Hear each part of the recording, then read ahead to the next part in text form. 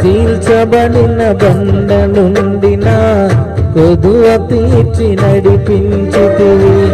నిలువరమగు ఆత్మశక్తితో కొరతలేని ఫలములతో నేను నీ రాజ్యమునకు పాత్రుని చేయ ఏర్పరచుకుంటివి.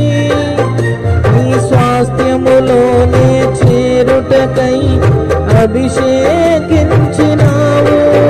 నీ మహిమార్థం వాడబడే నీ పాత్రను నేను, పరిమళ తైలం నీవే, తరగని సంతోషం నీలో, జీవన మకరందం నీవే, తీయని సంగీతం నీవే. Praise the Lord.